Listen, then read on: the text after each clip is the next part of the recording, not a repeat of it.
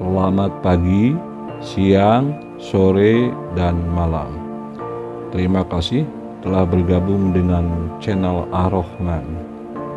Jangan lupa dukungannya untuk kelangsungan channel kami dengan cara like, subscribe, dan nyalakan tombol notifikasinya agar tidak ketinggalan video-video kami selanjutnya. Bismillahirrahmanirrahim. Assalamualaikum. Pada konten kali ini saya ingin menerangkan sebuah cerita tentang bait Siliwangi. Dalam bait ini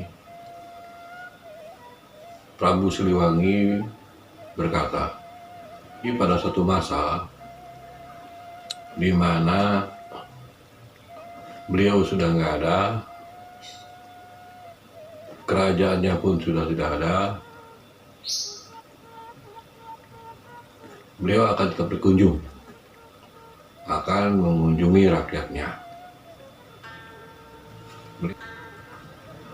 dengan cara beliau tidak menampakkan diri dan berkata, melainkan memberikan tanda wangi bunga.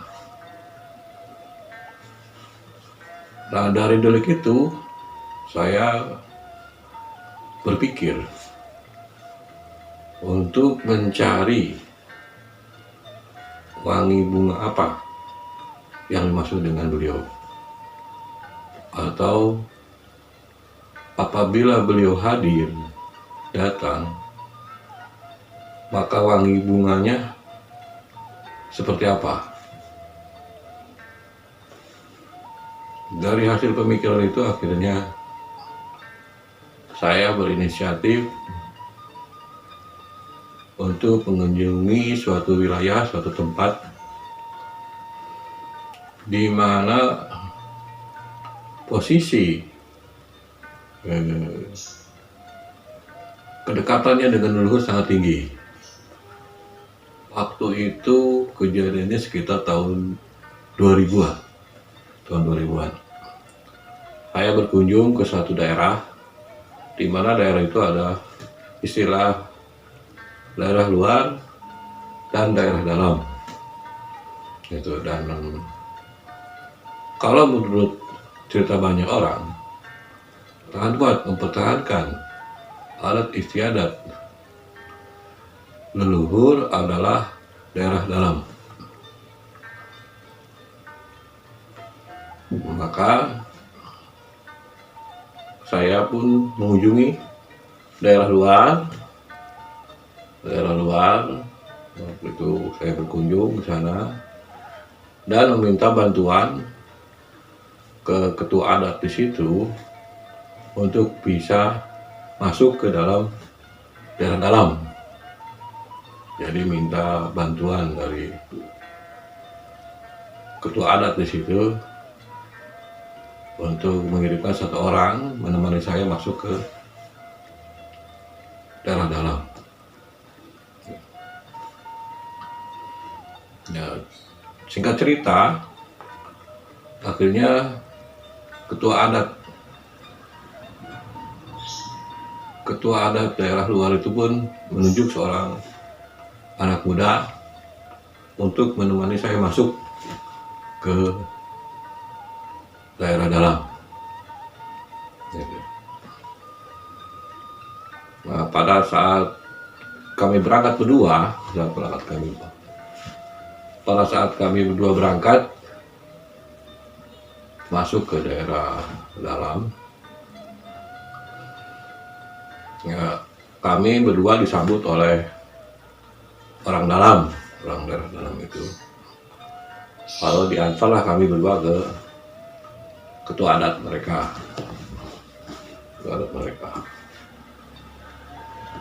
Setelah saya bertemu dengan ketua adat dalam, saya pun bertanya kepada ketua adat dalam itu, saya ingin memecahkan sebuah cerita Pait Siliwangi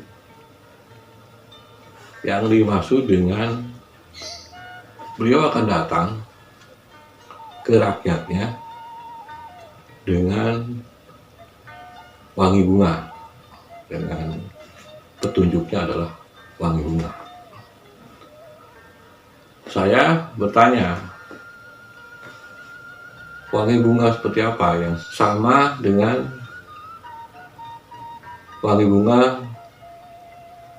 yang tercium pada saat beliau mengunjungi Budak Angon?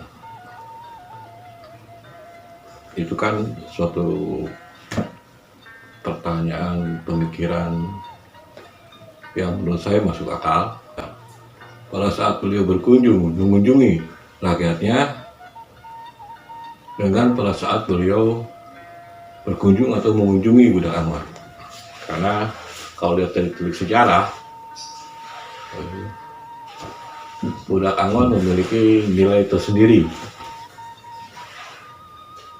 bagi Prabu Siliwangi. Kalau lihat dari sejarah, jadi Budak Angon memiliki kapasitas cukup tinggi bagi Prabu Siliwangi. Nah, sepuh ketua adat ini, ketua adat daerah dalam ini, dengan gamblang dia bercerita ke saya bahwa ada empat wangi bunga yang dominan kalau para leluhur tiba-tiba datang, katanya dibilang begitu. Dia tidak menjelaskan spesifiknya wangi bunga ini siapa, tidak jelas memberitahukan seperti itu. Dia bilang yang pertama adalah wangi bunga melati, yang kedua wangi bunga mawar, yang ketiga wangi bunga kenanga, dan yang keempat wangi bunga kantil.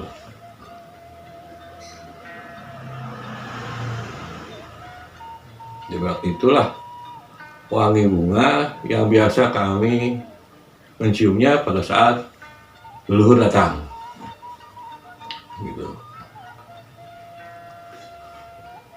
Saya pun langsung bertanya, adakah yang lebih jelas lagi gitu, wangi bunga apakah kalau tiba-tiba Prabu Siliwangi datang berkunjung ke kita?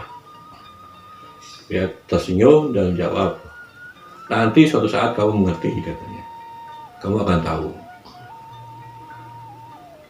Yang belum mendapatkan jawaban pertanyaan saya yang kedua, saya bilang begitu. Apakah ada perbedaan antara rakyat biasa yang dikunjungi Prabu Siliwangi dengan Budak Angon? Tiba-tiba sepuh ketua adat itu tertawa dan sambil berkata, ya jelas ada perbedaan antara leluhur menemui kita sebagai rakyatnya dan leluhur menemui Budak Angon. Kemudian saya kembali bertanya, apakah bisa diberikan sedikit penjelasan lebih rinci kira-kira untuk Budak Angon wangi bunganya seperti apa apabila leluhurnya berkunjung ke Budak Angon? Dia pun kembali tertawa sambil menatap wajah saya. Dia berkata, tanyakan sendiri kepada Budak Angon oleh kamu. Kembali tertawa. Ya, itu kan suatu jawaban yang membingungkan mas saya. Gitu. Karena sampai saat ini saya sendiri tidak mengerti di mana Budak Angon. Tapi saya pikir pada saat itu tahun 2000-an, saya berpikir itu cukup buat saya karena sudah ada 4 jenis wangi bunga yang diberitahu sebuah alat ini kepada saya, maka saya pamit pulang. Lalu dari situ saya langsung ke ketua adat daerah luar, juga permisi pulang. Dari situ saya kembali menemui ketua adat luar, juga permisi pulang dan berterima kasih banyak atas semua bantuannya. Dan akhirnya saya pulang kembali. Saya rasa cukup ceritanya. Apabila ada kata-kata saya yang salah, saya mohon maaf lahir batin dunia akhirat. Terima kasih atas perhatiannya semuanya. Assalamualaikum warahmatullahi taala wabarakatuh. Alhamdulillah.